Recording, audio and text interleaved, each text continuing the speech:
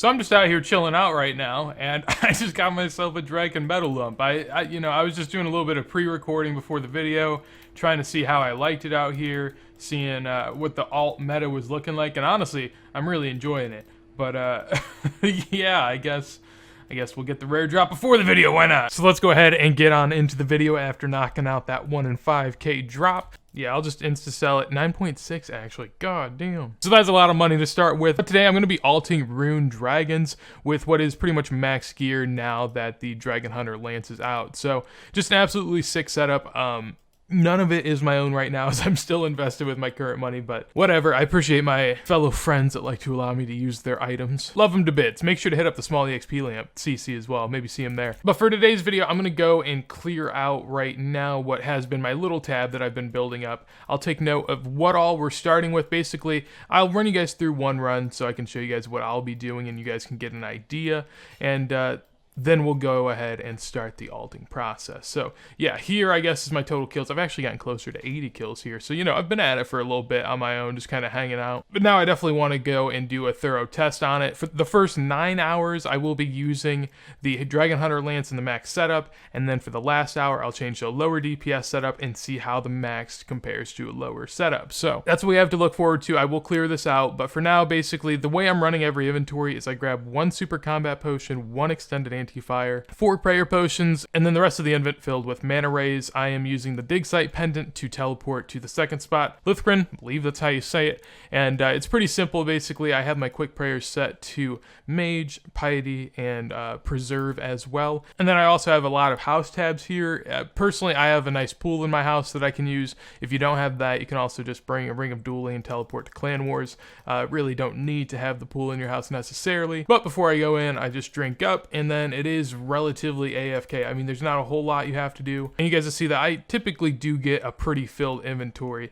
There's also not a whole lot of attacks here that you have to avoid, really. There's a couple notable ones where you may have to move, but you're not going to get dealt too much damage here if you're running a max setup with insulated boots. So really, I just kind of let it go on the side, and it is a very low action alt. The one possibility though is that you may die if you go AFK a little too long.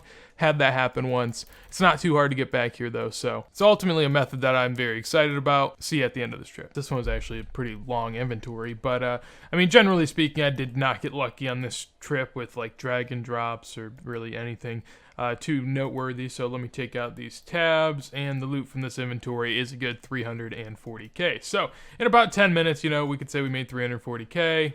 Obviously, maybe spent a little bit on supplies, but nothing too much, at least a 300k profit per trip. And if I can do that maybe 5 times an hour, I mean, that works out to 1.5 mil. Now, can we keep that up? That's what I'm going to go find. I'm going to go sell off this loot tab real quick, and then we will get rolling. Geared up for another inventory, and I have my timer stopped because I'm currently 5 hours in. You know, I wanted to give myself a good testing period, see what I thought of it before I came to you guys with any information, and well, it's looking pretty good. So this is the inventory I run every time, as I said earlier. It is really easy to bank. Basically, I just throw everything, I deposit my inventory, and then I withdraw 1 tab.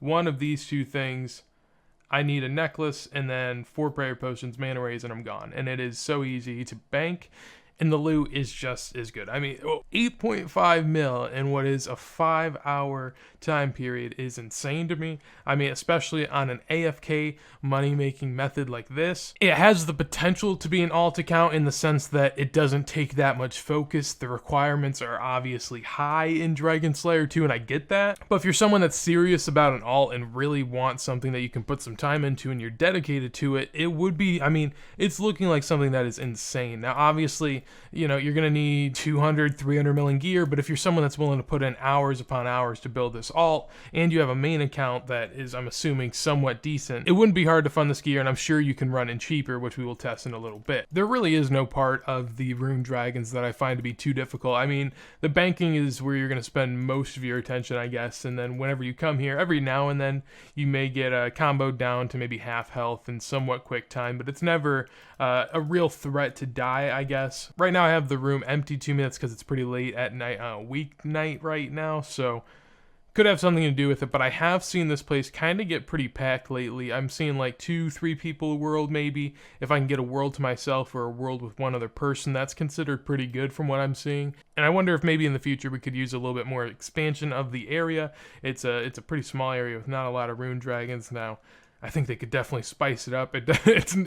Compared to the other places where they have metal dragons, this isn't too crazy of a layer, to be honest, but that's fine. I just see it as a possible problem with that many people being able to afford a Dragon Hunter Lance, and a lot of the high-level community that likes to run good alts. This is probably going to fall in that tier. I just now realize that there's a stab method that gives me all defense XP and not shared XP. 5 hours in, that's it's a good find. Good find now. Anyways, unless I get a rare drop, I'll be back in a little bit at the 2-hour mark to then do a 1-hour test of me trying somewhat hard with the Dragon Hunter Lance. I know right now I've been running as a side account, but for that 1 hour, I will do individual testing where I will actually just be purely focusing on it, so then I can get a good DPS comparison with the Dragon Hunter Lance versus the Zamorakian Hasta. So we'll see. Interesting bit of little information. Just hit the hour mark on my test doing the non-AFK method, and I was averaging 46 kills per hour, while with the AFK method I was averaging 45. So all of my focus was for nothing. Perfectly fine by me. Now it is time to go test the trash gear.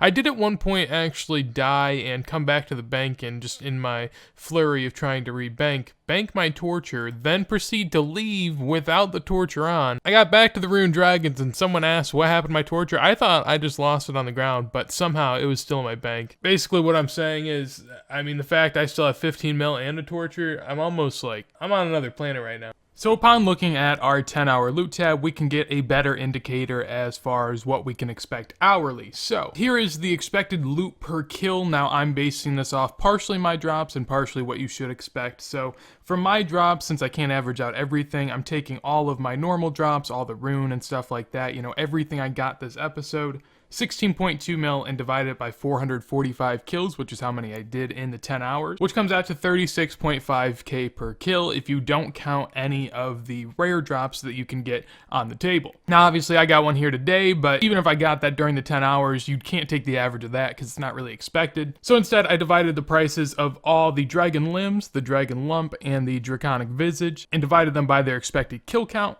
to get 11.5k on average per kill in rare drops. Ultimately, this comes out to 48k per kill. Now, obviously, you'd need a large sample size to be able to average near this. However, it definitely is a good overall loot per kill when you consider how quick you kill these. I mean, as you saw earlier, 445 kills in 10 hours, and 48k per kill is a ton. So with that stat, we can then actually go a little bit further and do the comparison on the good armor, the Justicar, and the Dragon Hunter Lance compared to the Zamorakian Hasta and my Barrows armor that I was using instead. So the kills per hour for the good setup came in at 46, while the kills per hour with the bad setup was closer to 35. That seemed about right. I could tell that I was getting less kills per. And then as far as the expected cost, you'd think they'd be pretty similar, but the cost is actually a little bit more with the Barrows because a big piece of this is the Justicar armor. Overall, the difference in price is almost 100k an hour, which means that the Justicar is actually, you know, useful here. However, is it that useful? I mean, obviously, if you save yourself supplies, you can actually stay there longer and kill more of them too, so it has an effect there as well. But ultimately, the expected profit per hour based off of all of this comes to 1.83 mil if you're using a max setup